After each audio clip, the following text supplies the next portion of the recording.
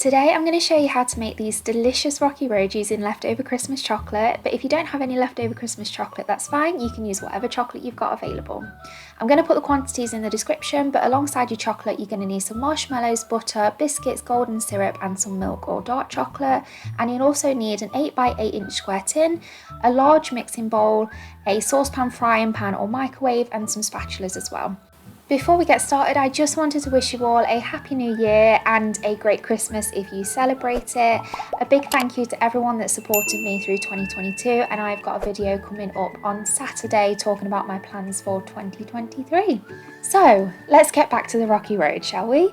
The first thing you want to do is put your milk or dark chocolate, whichever you prefer, butter and golden syrup into a pan and melt it. I do it slowly over a hob, but you can do it in the microwave if you prefer.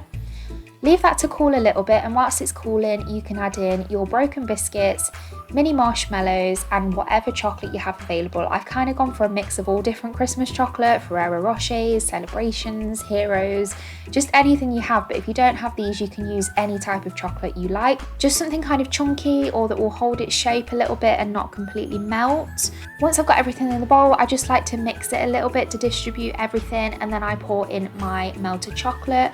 I like to add my melted chocolate in whilst it's still a little bit warm because I like the marshmallows to go kind of gooey, but if you don't like this then make sure your chocolate is on the cooler side before you pour it into the mixing bowl, and then just stir everything together to make sure that all of your marshmallows, biscuit and Christmas chocolate are coated in this chocolatey goodness that we have right here.